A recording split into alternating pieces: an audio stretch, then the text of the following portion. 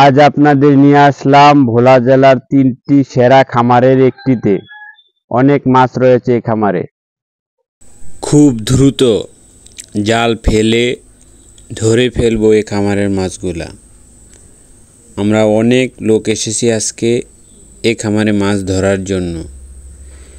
খামারটি বিশাল বড়। খামারের এক প্রান্ত থেকে জাল টেনে অপর প্রান্তের কাছে ভিড়িয়েছি। আমাদের জালটা আমরা টানতে পারছি না মাছের লাফালাফির জন্য। মাছ লাফালাফি করছে এবং আমাদের দক্ষ ফিশারম্যান তারা বিভিন্ন পজিশনে কাজ করছে, মাছ ধরছে। একটি মাছ যাওয়ারও সুযোগ নেই, মাঝে মাঝে মাছ লাফাইতেছে, কোনো সমস্যা নেই। আমাদের যে পরিমাণ মাছের প্রয়োজন ইনশাল্লাহ আমরা ধরে নেব আমাদের মাছ। আমরা জালের উপরের বটটি যাতে উঠে থাকে সেজন্য দিয়েছি কাটা ব্রেল এবং আমাদের প্রত্যেকটি সাইডে 3 জন করে লোক রয়েছে। একজন আগার বোট ধরে, একজন গোড়ার বোট ধরে, আরেকজন চেপে রাখে যাতে জালটা উপরে না ওঠে। জালটা উঠানোর পরে দেখবেন আল্লাহর রহমতে এই জালে প্রচুর পরিমাণে মাছ আসছে, আপনারা অবাক হয়ে যাবেন। জাল টেনে নিতেছে এবং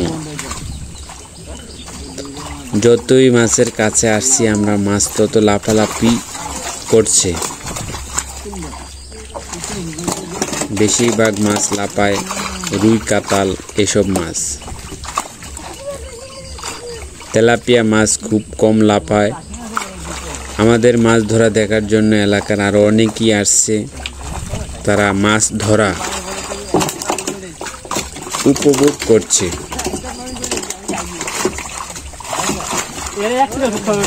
আমরা সকালবেলায় চলে আসলাম, কারণ সকালবেলা বেশি পরিমাণে মাছ ওঠে জালে। সবার মুখে আনন্দ, আমাদের জালে প্রচুর পরিমাণে মাছ এসেছে।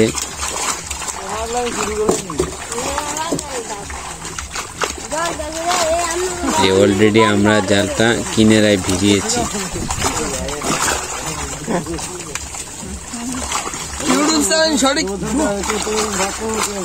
এই খামারে রয়েছে প্রচুর পরিমাণে মাছ। এই জালটা আমরা একত্র করব এখন, কারণ আমাদের প্রয়োজনীয় মাছগুলো এখন আমরা নিব।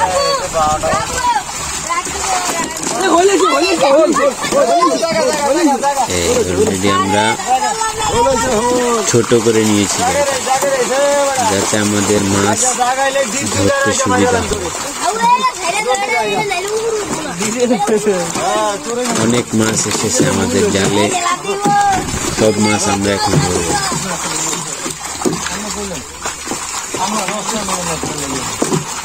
আমাদের জালে বেশিরভাগ এসেছে পাঙ্গাস মাছ, তেলাপিয়া মাছ, আর কিছু পরিমাণে এসেছে রুই, কাতাল, সিলভার, মিনা, কাপলা, লন্টিকা। মোট কথা গ্রামে যেসব মাছ চাষাবাদ হয় সেসব মাছ। আর একটি এসেছে বিশাল বড় শোল মাছ। শোল মাছটি এসেছে পাশে বিশাল বড় বিল রয়েছে। কিছুদিন আগে বৃষ্টি হয়েছে, সেই বৃষ্টির সময় লাফিয়ে এই খামারটিতে আসছে।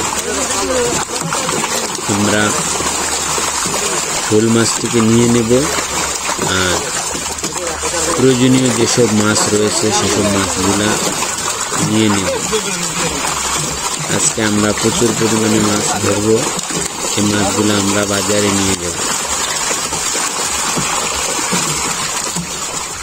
মাছের লাফালাফি, ঝাপাঝাপি, যতই মাছের কাছে আসছি ততই লাফালাফি বেশি হয়ে যাচ্ছে।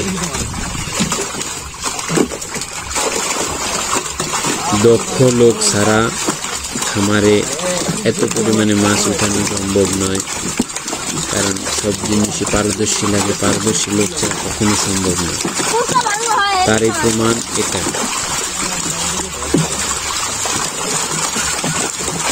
এই পুকুরটিতে প্রচুর পরিমাণে মাছ রয়েছে।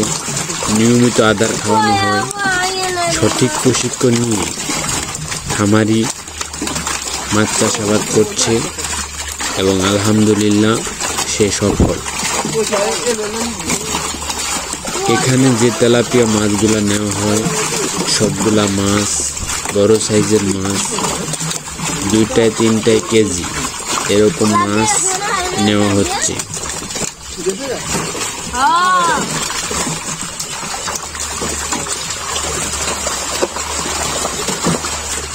আমরা সবগুলা ব্রেল ভরবো মাছ দিয়ে। এই খামারে যেদিনই মাছ ধরা হয় সেদিনই অনেক পরিমাণে মাছ ধরা হয়। এই খামারে প্রতিনিয়ত যেসব খাবার খাওয়ানো হয় সেটি হলো নালিশ কোম্পানির ব্রয়লার। অন্য কোনো কোম্পানির খাবারই খাওয়ানো হয় না এই খামারে। খামারি উন্নত জাতের হাইব্রিড তেলাপিয়া মাছের বীজ দিয়েছে, একবারই মাছ ছেড়েছে। পুকুর খননের পরে হাইব্রিড তেলাপিয়া মাছ চাষাবাদ করলে একবারই বীজ দেওয়া হয় আর লাগে না। প্রতি 3 বছর পরে পরে খামার খনন করা হয়।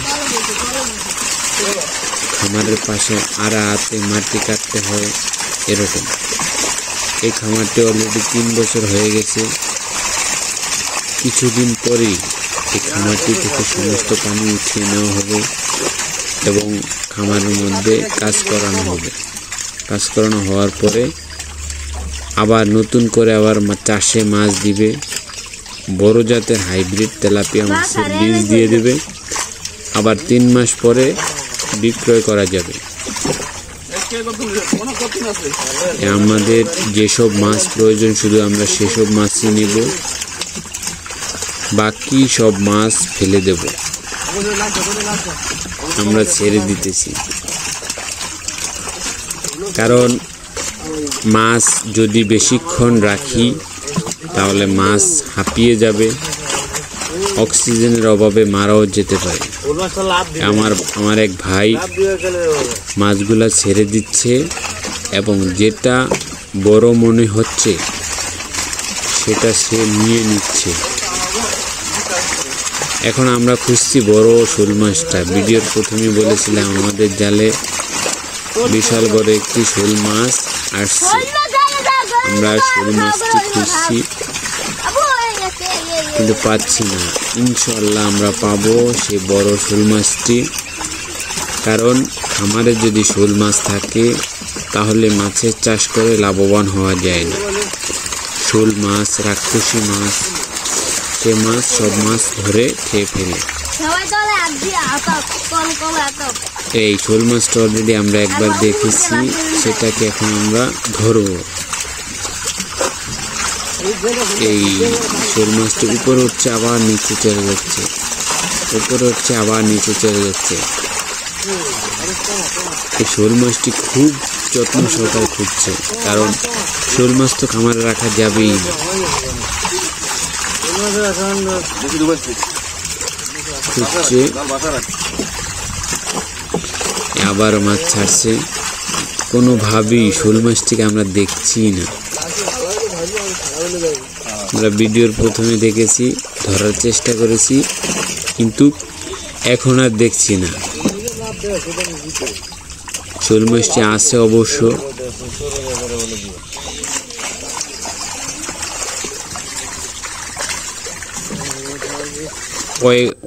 অনেক পরিমাণে মাছ এসেছে আমাদের জালে।